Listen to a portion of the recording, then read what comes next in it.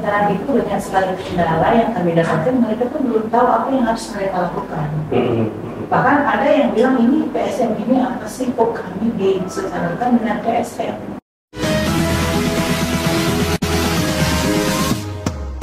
Assalamualaikum warahmatullahi wabarakatuh. Jumpa lagi Sobat Action sekalian di podcast Action BPPM dari Pekanbaru. Ini kita kedatangan tamu yang istimewa, luar biasa, Ibu Dr. Kartini Sember, SH, MSI. Nah, selamat datang Ibu di Pekanbaru.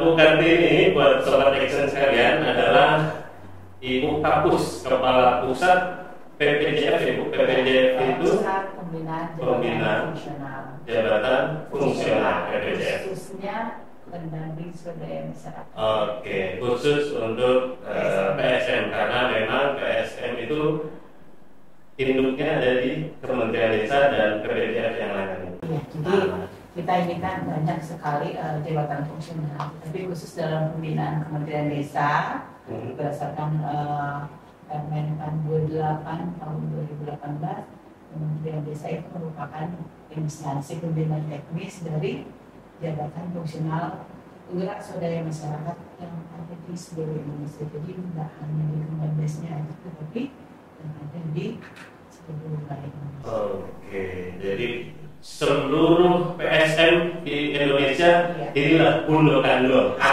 Kalau kata orang Minang, Bu. Sekarang sudah berjumlah 2.797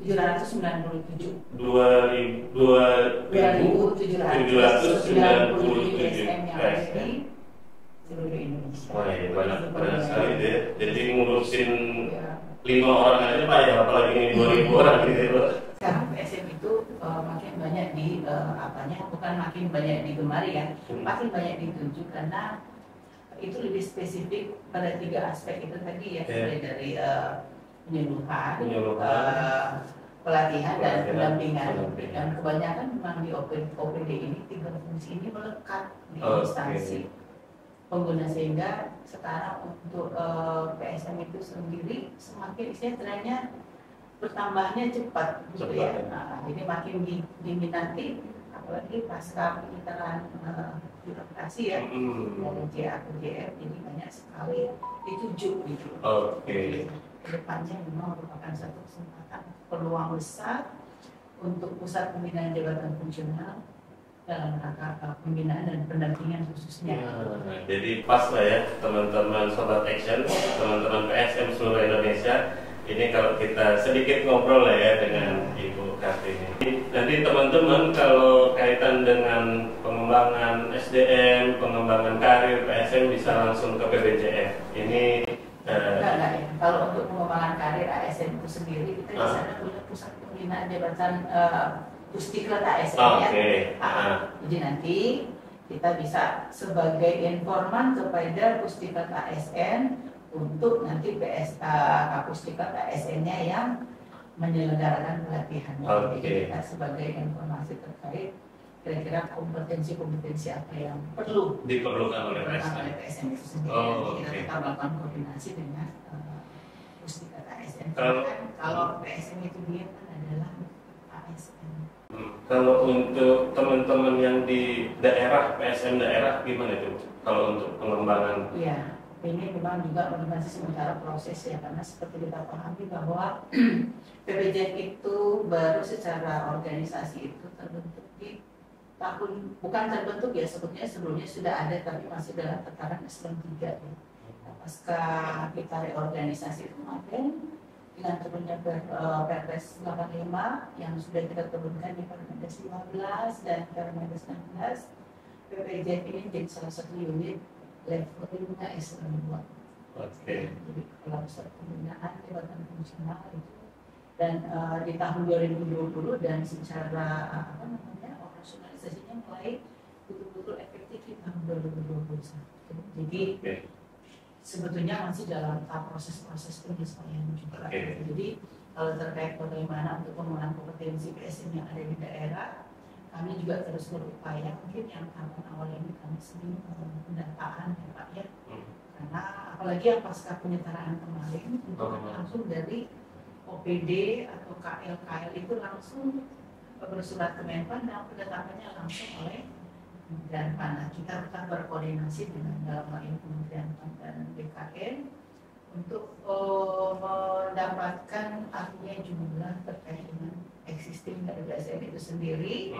Dan jadi kita harus melakukan pemetaan artinya kompetensi syarat kompetensi apa yang diperlukan oleh BSN itu sendiri. Tinggal mekanismenya nanti akan kita terus berkoordinasi dengan instansi pengguna dalam hal ini KL dan daerah, bagaimana nanti apakah itu berkoordinasi langsung dilakukan oleh daerah atau apakah itu langsung dengan pusat, itu masih sementara akan kami jajaki untuk kedepannya.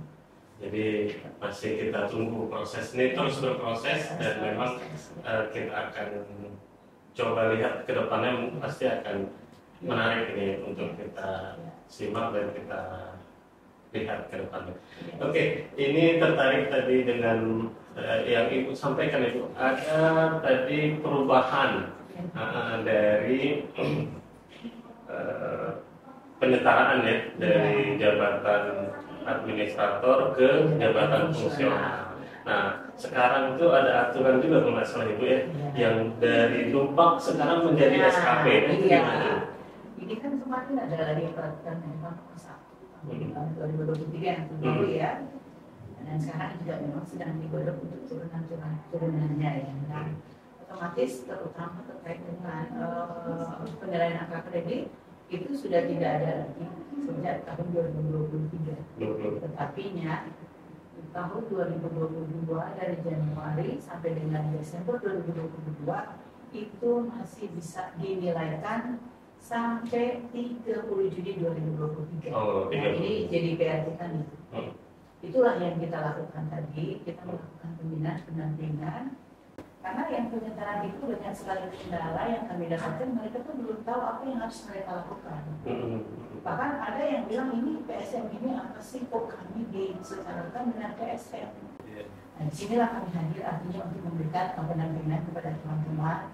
Ini loh tugas PSM itu. Nah, ini yang harus dilakukan oleh PSM ketika mau menghitung kegiatan-kegiatan apa yang sudah dilakukan sejak penyetaraan itu. Dan kami berusaha supaya dari teman-teman PSM yang ada di seluruh Indonesia untuk periode Juni ini semua sudah bisa dapat dinilaikan kreditnya. Yang di daerah ya, iya, baik di daerah maupun di pusat juga. Iya, karena ini kebijakan secara nasional. Kemudian bagaimana sih untuk menilainya? Nah, ini kendala di daerah itu mereka belum membentuk tim penilai. Nah, kalau dia nggak punya tim penilai nanti apa yang mereka lakukan berarti tidak akan bisa dinilaikan karena nggak ada tim untuk menilai itu. Nah, sementara untuk tim penilai itu sendiri harus ada pembekalan. Oleh sebab itu yang kami lakukan ini adalah tim terpadu dari BPJF, BPSDM, Kemendes. Ini nanti mereka akan melakukan pendampingan bagaimana untuk menghitung angka kreditnya untuk yang sampai dengan Desember 2022 yang batas waktunya bulan Juni. Kemudian bagaimana sih menghitung kebutuhan jumlah formasi yang kita butuhkan. Nah, itu ada indikator-indikator pengukuran. Nanti ada tim juga akan menjelaskan sebentar. Kemudian sedikit mereka memberikan gambaran tugas pokok dan fungsinya BPJS itu apa sih? Ya kan nanti setelah sistem kerja nanti dia bagaimana? Kan tidak ada lagi angka kredit. Nah, nanti akan ke SKP. Nanti itu seperti apa? Nanti teman-teman dari tim terpadu itu sebentar akan mendampingi. Untuk itu kami sangat berharap teman-teman ini serius gitu, supaya nanti paling enggak untuk sesi kami yang pertama ini sudah terdigitalisasi. Jadi mereka sudah paham, oh ini harus kita lakukan. Cara menghitungnya seperti ini nanti diajarkan. Kemudian tim penilai dalam hal ini kami mohon dari BKD Provinsi dan OPD yang pengguna yang banyak memanfaatkan tenaga PSM ini, dia akan menjadi satu dalam untuk menilai apa yang sudah dilakukan. Tentunya nanti teknik penilaiannya ini akan dibantu oleh teman-teman nanti. Oke, ini untuk yang kegiatan selama 2022 ya Bu ya? Untuk kami, tim dari PPJF yang kami roadshow sampai ke Pekanbaru hari ini. Itu sebenarnya tugas kami datang ke sini yang kami dampingi teman-teman ini. Oke. Untuk kalau teknis perhitungan di SKP itu seperti apa Bu, gambarannya? Kalau SKP itu memang lebih khusus ya Pak ya. Hmm. Kalau di kami di Kementerian Desa itu di Biro Kepegawaian itu ada bagian pengembangan. Selama ini mereka yang betul-betul mendampingi di Kementerian Desa, mereka lah yang memang memberikan saya pencerahan di kami ya, karena secara spesifik kami juga memang tidak masuk terlalu dalam terkait dengan SKP itu.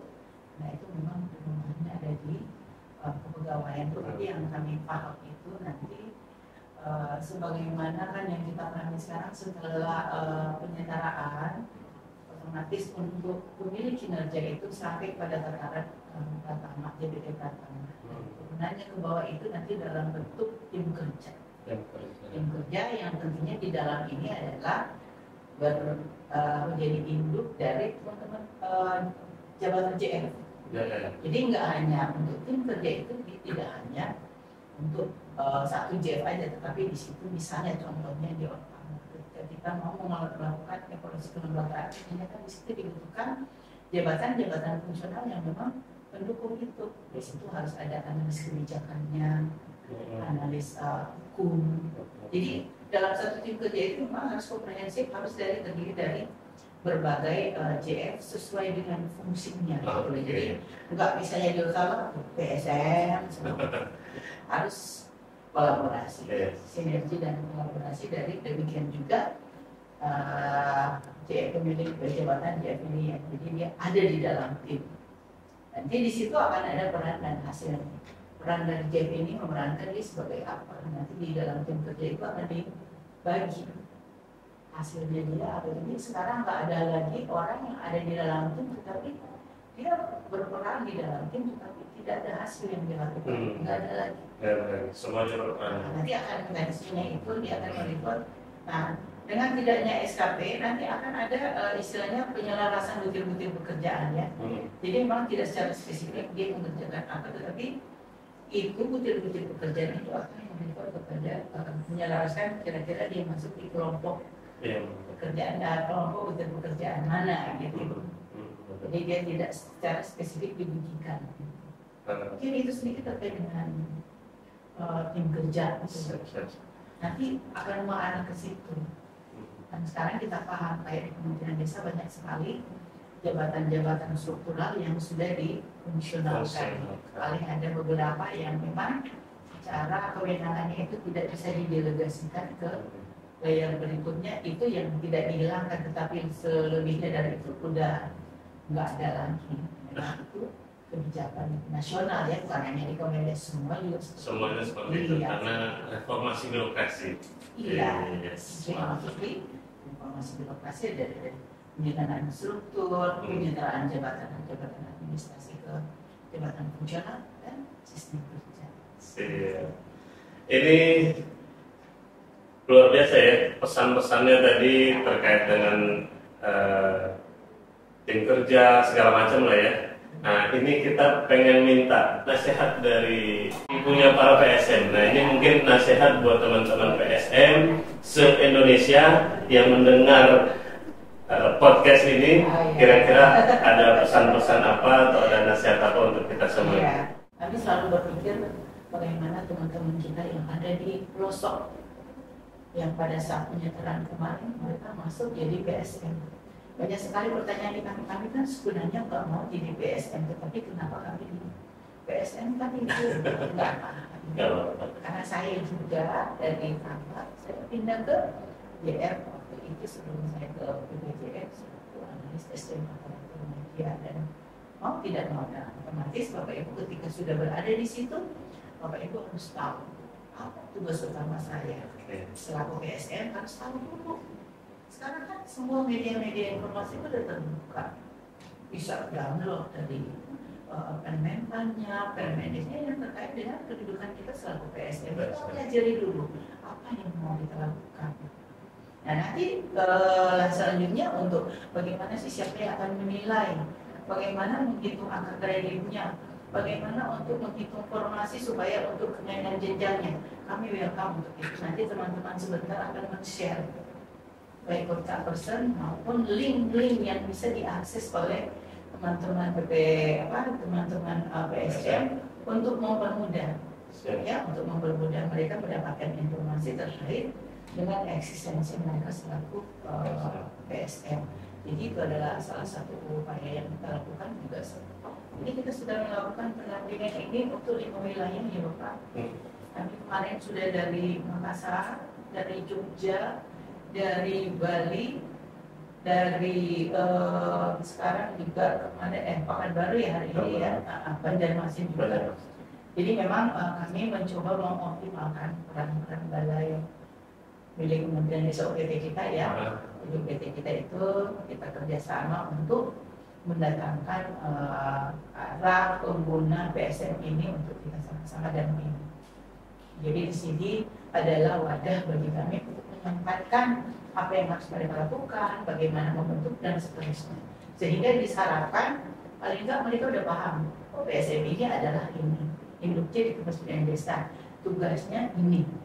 Nah, nanti kalau mau menaik pangkat, kami akan berurusan berhubungan dengan ini. Kemudian timnya di sini tempatnya, dan timnya pun sudah kita bekali. Itu sebenarnya yang target kami event pertemuan ini, dan ini sudah yang kelima ya di Pekanbaru ini yang hadir di sini di wilayah Sumatera. Saya melihat juga respon dari para PSM itu sendiri.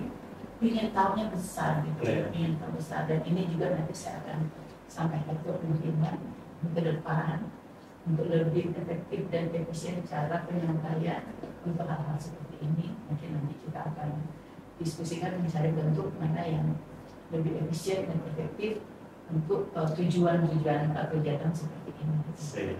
Mungkin itu dari saya. Ya, terima kasih Bu Kapus sudah mau berbagi ke kita di acara podcast Action BPPM Pekanbaru. Dan buat teman-teman sobat Action sekalian, ingat ya tadi pesan-pesannya bisa diulang-ulang lagi. Kalau memang ada yang ingin ditanyakan terkait dengan pengembangan karir atau tadi penilaian dan segala macam untuk teman-teman PSM yang di daerah, bisa kontak teman-teman di PPJF ya Bu. Oke, terima kasih Bu Dr. Kartini Samuel SHMSI selaku Kapus PPJF. Sampai ketemu lagi sobat Action sekalian. Terima kasih. Assalamualaikum warahmatullahi wabarakatuh. Ciao.